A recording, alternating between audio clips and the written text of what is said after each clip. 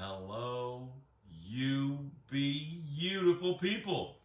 I'm Michael Botts. I'm the international best-selling author of Escape Average, Go for the Big, Breakthrough, What's Stopping You. I'm proud of that cover. I'm super proud of that.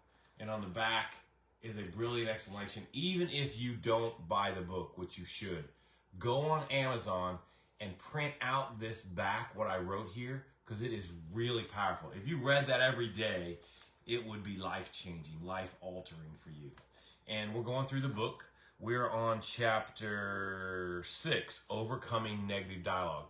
I don't have time to review the other chapters, but they're awesome. Overcoming Negative Dialogue, chapter 6. I'm going to read you this first part because it's really, really powerful. You know how when you are in an airplane, the flight attendants, I was going to say stewardess, but nobody likes that. When the flight attendants do their safety thing, they say an oxygen mask might come out of the ceiling if there's a change in cabin pressure. Put yours on first before you're helping anybody to the sides of you. And the reason they say that is because like in 70 seconds without it, you pass out and you're not any help to anybody. That's what this chapter is. This chapter is the cabin pressure. I wrote this in the second paragraph. The cabin pressure of your life has changed.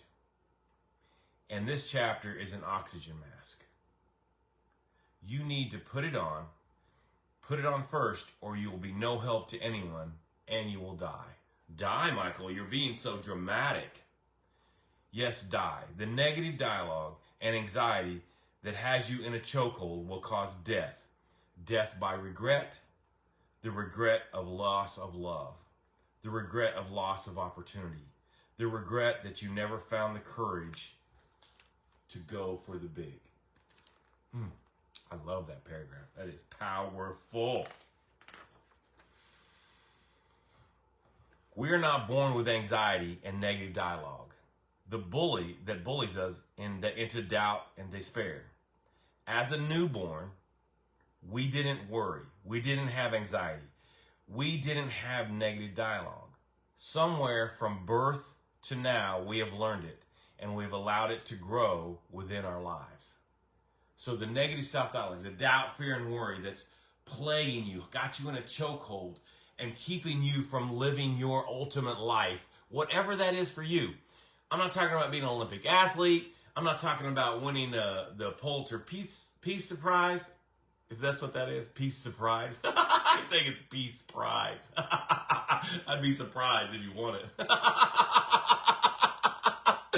Anyways, I'm talking about you living your best life, whatever that is for you. As a mom, as a dad, as a business owner, in your career, as a friend, creating whatever you're supposed to create in the world. That's what I'm talking about here.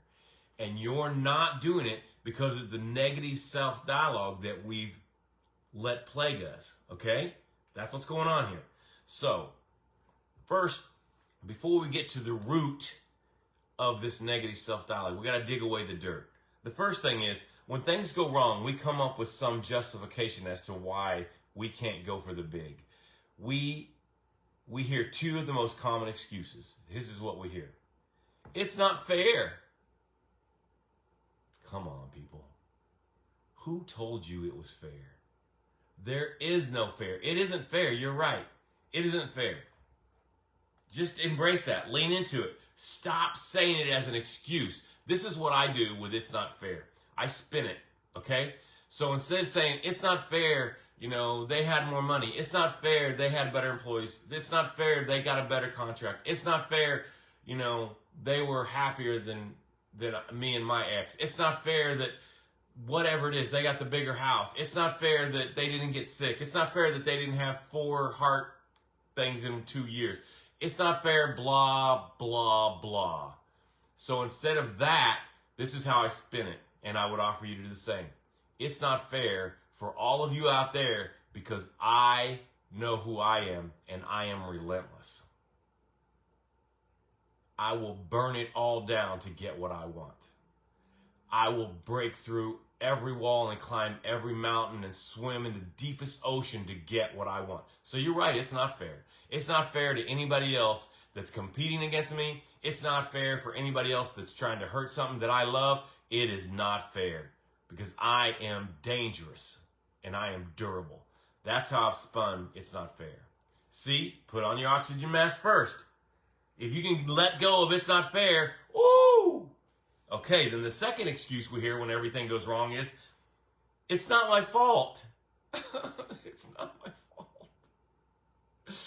All right, we're going through this book, my best international bestseller, and we're on chapter 6. The name of the book, the chapter is Overcoming Negative Self-Dialogue, and we're going over the second big giant thing that we hear when things go wrong. It's not my fault. I know, in chapter 1 or 2 I said it's not your fault. But then right after that I said until now.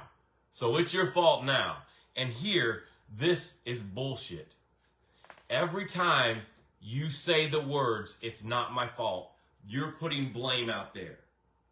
It's the economy's fault. It's who's in office's fault. It's the weather's fault. It's my ex's fault. It's my job's fault. It's my boss's fault. It's the customer's fault. It's the environment's fault. Whatever you're going to blame it on, you've taken all your power and you've given it to whatever you're blaming it on. It's not my fault. It's the economy's fault. You've made the economy your God. You might as well bow your knee to it and submit your sword because you've given all your power away.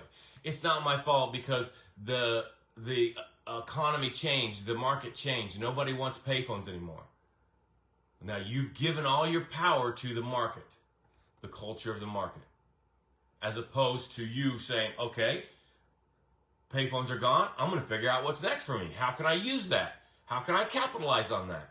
How can I make that my superpower? Every time, listen to me. Stop whatever you're doing. Stop looking around. Turn everything off and listen. This is so powerful. This is life-changing. Every time you blame something else, you're giving it all of your power. You're giving away every inch of your power. Someone else, something else, whatever it is, you're giving it all of your power. Wake up, people. Wake up. Okay, so let's get that out of the way. Now, am I enough sneaks in. Am I enough's the next thing, and it sneaks in, and it's just it's bullying you and brutally beating you up. And in here, I talk about how to overcome that. Here you go. Gratitude kills anxiety. When I'm having anxiety, the first thing, I've built this muscle in me. I've built this habit. You can too. I put on my oxygen mask and I start saying gratitudes out loud. I am grateful for this pen because I'm able to write in my journal and I am enough. I am grateful for this journal and I am enough. I'm grateful for fresh, clean drinking water and I am enough. Well, Michael, I don't have anything to be grateful for. Oh man, I call bullshit on that so hard. It makes my butt clench up. If your heart's beating, you got something to be grateful for. And you need to wake up and start saying gratitudes out your mouth and overcoming the doubt, the fear, and the worry, and the anxiety. You're in charge here. Wake up.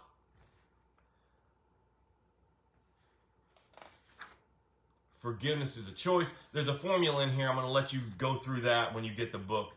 The next thing I want to talk about is the 3 gates. You have to protect your 3 gates. If you're going to overcome negative self-dialogue and you're going to put your mask on first so that you could assist others, you have to protect your 3 gates.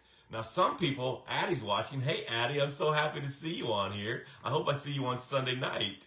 She's part of my private coaching group, and she is amazing. If you're in the Independence, Kansas area, follow her and get to one of her classes. She is awesome. I took her classes while I was there, and I was sore everywhere. So, these are the 3 gates you have to protect. Your eye gate. Whatever you watch is going in your brain and is creating thinking. Your ear gate. What are you listening to? People around you, what are they saying? Who are you allowing? Your mouth gate. What are you saying out your mouth? Everything you say out your mouth goes down in your inner ear, down in your soul, and now your soul and the universe are collaborating to make that happen. So if I'm saying, oh, my kids never talk to me, Okay, now the universe and my soul are collaborating for me to see the world that way. Oh, I can never make enough money to go on vacation. Okay, that went out my mouth, into my ear, down into my soul. Now my soul and the universe are collaborating for me to see the world that way and for the world to see me that way. Ooh! So you have to guard your eye gate. What are you looking at? Your ear gate. What are you hearing? And your mouth gate. What are you saying? I'm just letting that soak in. 3 gates. All right. This is a long chapter. The power of gratitude. I think I've already went over that. I want to talk about complaining. You complaining. This is it. I thought I wrote it down here. Hold on a second. Let me look and see if I can find my notes. Hang tight. Just 1 second. I thought I wrote a note in here about that. Listen to me. Complaining is from a weak, lazy soul. Say that out loud. Say, complaining is from a weak, lazy soul. You are not weak and you are not lazy. So you need to nip it in the bud. All complaining has to stop coming out of your mouth gate. But how do I do that, Michael? I mean, it's not my fault and it's not fair. And you are way stronger than you think. You are more powerful than you know.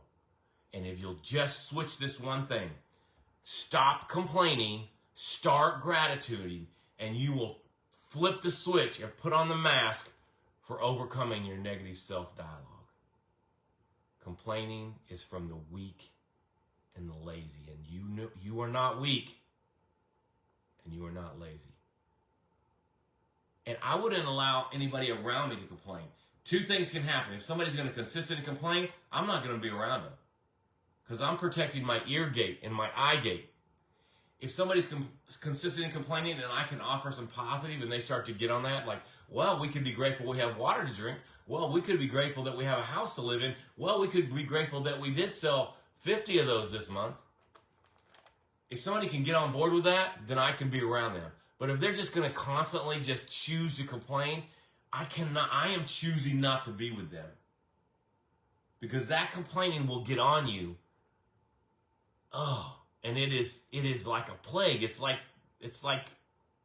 leprosy. And you'll feel it. Complaining is from the lazy and the weak. You are not lazy and you are not weak. Hey, I love you. I care about you. Stay alive.